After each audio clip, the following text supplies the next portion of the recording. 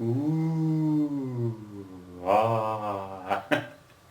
Hi everyone, it's Don and I hope you're having a fantastic week. Well, I just have to complain, but I don't think it's going to do any good. But I have to kind of complain about complainers again.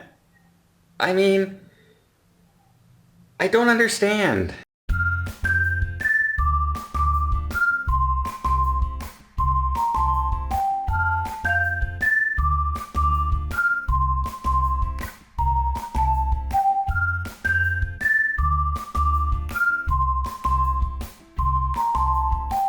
So last night in the port of Miami, there was a suspicious package found. And while they were loading the Norwegian breakaway, they stopped the boarding process and had to investigate this package. Boarding process was already going on. People were in line. Some were on the ship. Some weren't yet.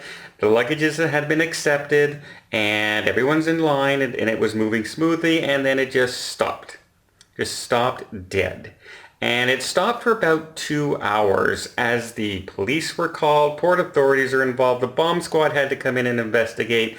Everything had to go through procedures to find out what's going on. And it took about 2 hours before the line started moving again and people started getting on the ship. So a wait of 2 hours to get on a cruise ship is not really that unusual sometimes. On my last trip here on this cruise, getting on board in Vancouver, I waited over an hour and a half just to start my going through customs, and I was on time. They escorted me in, had all my stuff, sat me down in a chair, and I sat there for an hour and a half before I was able to start going in and then go through customs and then go on my ship. So it's not unusual for 2 hours, but no, this is a special situation. Everything was shut down and everything had, procedures had to be followed for security reasons. And people complained. Now, I can see a little bit of frustration when everything's going smoothly and all of a sudden the line stops and no one tells you anything.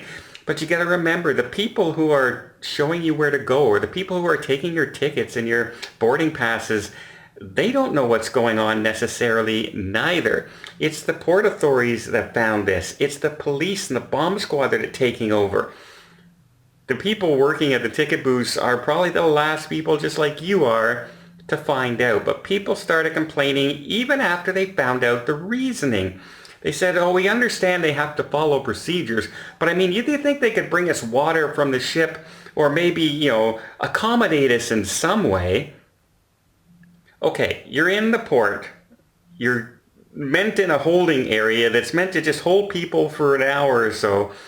What do you expect them to do in the short amount of time that it's taking this to happen? So picture that it's under 2 hours. So what are they going to do? Order trucks of bottled water from a store? By the time it's gone and picked up and brought to you and brought in and handed out, you're already back. You're probably already on the ship and it's a waste of time. Start bringing it from the cruise ship. Well, first of all, they're not allowed to go in or out of the cruise ship while they're under investigation for this package. Second of all, imagine them bringing out a few thousand bottles of water and handing them out to people who are hot in the port because they're waiting. And then 3 or 4 days into the cruise, they run out of bottled water. How many people would be upset over that? It's a no-win situation for some people in this. A person actually complained saying, I didn't drive all the way to Miami just to sit here for an hour. Another person said, why didn't they text me and told me not to come for another hour, an hour and a half while this is going on? I could have went and relaxed in a park. It's a suspicious package, people. It's not the cruise ship had a delay. Had the cruise ship been late coming into port, they would have contacted people. They would have done the phone number thing. They would have texted you. It would have been on the website. It would have been all kinds of things. This was a spur-of-the-moment thing that happened. And at that point, it's the port authorities and the police that take over. And the cruise line takes their cue directly from them. So getting mad and getting upset and going on Twitter and complaining that you had to wait 2 hours, just think that if this was an actual bad item in this package and it went off on a cruise ship, that's the worst case scenario. Not sitting and waiting an extra 2 hours to get on the cruise ship. that is the worst case scenario. So as far as I'm concerned, anytime safety is involved, I don't care if I'm avoiding a port because there's a riot going on. I don't care if they're changing my itinerary because there's a hurricane in the area. And I don't care if I have to sit and wait to get on my cruise ship to make sure that it's safe for me to be on that cruise ship and all my family. And if you're sitting there complaining about it because you are slightly inconvenienced, you might want to think about another method of travel and another method of vacation.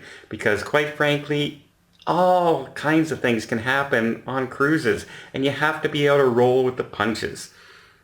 Oh, yeah. I feel like I'm complaining to the complainers, and the complainers aren't going to care. But that's just me. It annoys me when people, like, it's not one or two.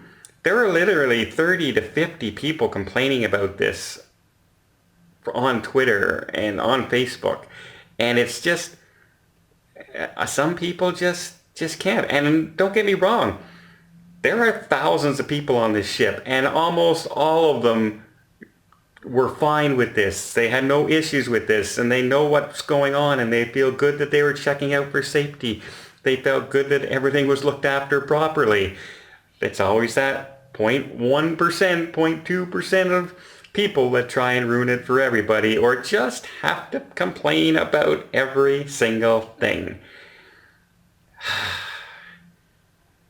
Okay, that's enough for today. Well, I hope you guys liked this video. If you did, please give it a thumbs up. If you want to see more tips, more tricks, more travel vlogs from around the world, hit that subscribe button. Till next time, have yourself a safe and a great vacation.